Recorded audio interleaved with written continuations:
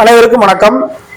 அதாவது சிபிஎஸ்இ பள்ளிகளை தமிழ்நாட்டில் மட்டும் இல்ல இந்தியா முழுக்க இருக்க மாநிலங்கள்ல துவங்குறதுக்கு எந்த ஒரு மாநிலத்துடைய தடையில்லா சான்றும் தேவையில்லை அப்படின்னு சொல்லி சமீபத்துல மத்திய அரசாங்கம் அறிவிச்சிருக்கு. இது சும்மா பூச்சாண்டி கட்டுறவர்கள்னு சொல்லுவாங்கல்ல, அந்த மாதிரியான ஒரு செயல் தான். ஏன் அப்படி சொல்றோம் அப்படின்னா, இப்போ ஒரு சிபிஎஸ்இ பள்ளி தமிழ்நாட்டிலே ஒரு எடுத்துக்காட்டு வச்சுக்குவோம், துவங்குறாங்க அப்படின்னா அந்த பள்ளியுடைய குப்பைகளை எங்க போடுவாங்க? மாநகராட்சியிலையோ நகராட்சியிலையோ ஊராட்சியிலையோ அது எந்த பகுதியில வருதோ அங்கதான் போட போறாங்க. அப்ப அதுக்கு ஒரு மாநில அரசு ஒத்துழைப்பு தேவை. சரி, அப்படி இயங்குற பள்ளிகளுக்கு தண்ணி யார் சப்ளை பண்ணுவாங்க? மத்திய அரசாங்கம் ஸ்ட்ரெயிட்டா பள்ளிக்கூடத்துக்கு கனெக்ஷன் கொடுக்க முடியுமா? முடியாது. அந்த மாநில அரசாங்கம் தான் அந்த பள்ளிக்கு தர நீர் தேவைக்கான அனுமதி கொடுக்க போகுது, அது பண்ண போகுது. 2. மூணாவதாக அடுத்ததா பாத்தீங்கன்னா மின்சாரம். இப்போ சிபிஎஸ்இ பள்ளிகளுக்குன்னு தனியா ஒரு மின்சார இணைப்பா மத்திய அரசாங்கம் கொடுக்க முடியுமானா முடியாது.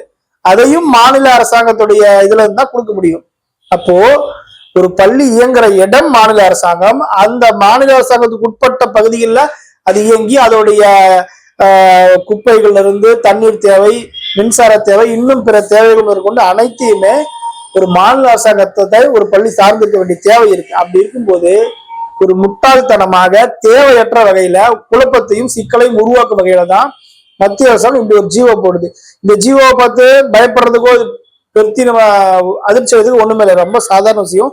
இதை நம்ம ஒரு லெப்ட் ஹேண்ட்ல டீல் பண்ணிட்டு போயிடலாம். ஏன்னு கேட்டா, இதை விட பெரிய பிரச்சனைகளையே ஆண்மையுள்ள மாநில அரசாங்கங்கள் சரியா ஹேண்டில் பண்ணிருக்கு. எடுத்துக்காட்டுக்கு நம்ம சொல்லணும்னா, இப்போ நம்ம நீட் தேர்வுல தமிழ்நாடு தான் அதிக அளவு பாதிக்கப்படுதுன்னு ரொம்ப ரொம்ப நம்ம ஆதங்கப்படுறோம், கோவப்படுறோம். இதுக்கான காரணம் என்னன்னு கேட்டீங்கன்னா, இன்னைக்கு ஆளுகின்ற திராவிட அரசியல் தான் இதுக்கு காரணம். எப்படி திராவிட அரசியல் காரணம் நம்ம சொல்றோம்னா, இப்போ நீங்க ஆந்திரா எடுத்துக்கங்க, குஜராத் எடுத்துக்கங்க, இன்னும் பல மாவட்டங்கள் எடுத்துக்கங்க, அங்க எல்லாமே கல்வி பொதுப்பட்டியலுக்கு மாநில மத்திய அரசு பட்டியல் இருந்தால் கூட இவங்க கூடுதலா சட்டமன்றத்தை கூட்டி ஒரு ஜீவோ போடுறாங்க. என்னன்னா, எங்கள் மாநிலத்துக்குள் இயங்கும் பள்ளிகள்ல 90 விழுக்காடு 95 விழுக்காடு எங்க மாநில மக்களுக்குத்தான், குறிப்பாக மண்ணின் மைந்தர்களுக்கு தான் அப்படின்னு போடுறாங்க. அதாவது ஆந்திராவா இருந்தா தெலுங்கர்களுக்கும், குஜராத்தா குஜராத்திகளுக்கும், மும்பையா இருந்தா மராட்டியர்களுக்கும் தான் கல்வி உரிமையில 90 95, சில மாநிலங்கள் 100 விழுக்காடே வச்சிருக்கு. இப்படி இவங்களாம் ஏற்கனவே இவங்க சட்டமன்றத்துல ஒரு ஜிஓ பாஸ் பண்ணி அதை சட்டமாக்கி வச்சிருக்காங்க. அதனால இந்த மத்திய அரசாங்கம் கொண்ட நீட் தேர்வு வட இந்திய மாநிலங்களும் பிற மாநிலங்களும் பாதிக்கப்படலை. ஏன்னு கேட்டா, நீ என்ன நீட்டா ஓகே வச்சுக்கிறேன், நீ 50 சீட் தண்ணி, அந்த 50 சீட்ல 45 சீட்டு 90 விழுக்காடு எங்க ஆளுங்களுக்கு தான் கொடுப்போம், கொடுத்துட்டு போயிடுறான். வேற 5 விழுக்காடு தான் பிற மாநிலத்துக்கு கொடுக்குறான். அப்ப பிற மாநிலங்கள் நீட் தேர்வு பாதிக்கப்படல.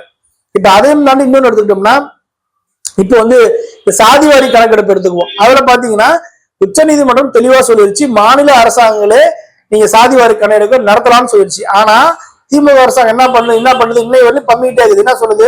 இல்ல, சாதிவாரி கணக்கெடுப்பை முறைப்படி மத்திய அரசாங்கம் தான் எடுக்கணும் அப்படின்னு இவங்க கையெழுக்கிற பொறுப்பு அடுத்தவங்க கைக்கு தட்டி விட்டு இதை தள்ளி வைக்கிறாங்க. ஏன்னு கேட்டா, அதுக்கான காரணம் ஊருக்கே தெரியும். இங்க திராவிடம் சிறுபான்மையினாக இருக்கிறார்கள் தமிழர் இல்லாதவர்கள், அவர்களை காப்பதற்காக இந்த ஆளுகின்ற தமிழர் இல்லாத அரசு சாதிவாரி கணக்கெடுப்பு எடுத்தா தமிழர்கள் இப்போடைய வாக்கு விழுக்காடு எவ்வளவு தெரிஞ்சிடும், அவர்கள் எண்ணிக்கைக்கு ஏற்ப இடஒதுக்கீடு கொடுக்கணும் வரும்போது இங்க இருக்க ரெட்டிகளுக்கும் நாயுடுகளுக்கும் சரியான அளவு விகிதாச்சாரம் கொடுக்க முடியாது. சரியானவனா இப்ப இருக்கிறது அளவுல குறைஞ்சிரும் அப்படின்னு பயந்துகிட்டு இப்ப இருக்கிற இந்த திமுக அரசாங்கம் சாதிவாரி கணக்கெடுப்பு எடுக்காம இருக்காங்க. அது மாதிரிதான் இப்போ சாதிவாரி கணக்கெடுப்புல எப்படி திமுக பெல்ட் அடிச்சு ஏமாத்துதோ, இந்த மாணவர்களுக்கான கல்வி உரிமைகளை எப்படி இந்த திராவிட முன்னேற்ற கழக மக்களை ஏமாத்துதோ, அது போல இந்த விஷயத்தையுமே சரியா கையாளாம பாருங்க, மத்திய அரசாங்கம் இப்படி சொல்லிடுச்சு அப்படின்னு தங்களுடைய உரிமைகளை பறிகொடுப்பதற்கான வேலையைத்தான் இந்த திமுக செய்த ஒழிய, திமுக நாங்க மாநில சுயாட்சி பேசணும், மண்ணாங்கட்டி பேசணும் அப்படின்னு பேசுவதற்கு எந்த தார்மீக தகுதியுமே இல்லாத ஒரு சுத்தமா சொல்லணும்னா ஒரு மண்ணு கட்சி தான் இந்த திமுக. ஏன்னா சும்மா மேடையில முழங்குவாங்க, அப்படியே அது பண்ணிடுவோம் இதை பண்ணிடுவோம் பேசுவாங்க. ஆனா செயல்ல பாத்தீங்கன்னா ஒண்ணுமே இருக்காது. 1000 சொல்லை விட ஒரு செயல் உன்னதமானதுன்னு சொல்லுவாங்க. அந்த ஒரு செயல் திமுக இன்னைக்குல என்னைக்கும் வந்ததில்லை. இந்த பிரச்சனைகள் கூட பாருங்க, மற்ற மாநிலங்கள்ல இப்ப கேரளாவிலேயோ மும்பையிலயோ குஜராத்லயோ இதை மத்திய அரசாங்கம் எல்லாம் போய் ஒன்றும் பெருசா பண்ண போறது இல்லை, அவங்க இக்னோர் பண்ணிடுவாங்க. ஆனா இது ஒண்ணுல விஷயத்தை இதை எதிர்த்து நம்ம ஆடுறதுக்கான பயங்கரமான வாய்ப்பு இருந்தோம். இது ஒரு பெரிய விஷயமா திமுக பேசிக்கிட்டே இருக்குமே ஒழிய செயல்பாட்டுக்கு வருவாங்கன்னா நிச்சயம் வரமாட்டாங்க. அதுதான் திமுகவுடைய இரட்டை வேடம்.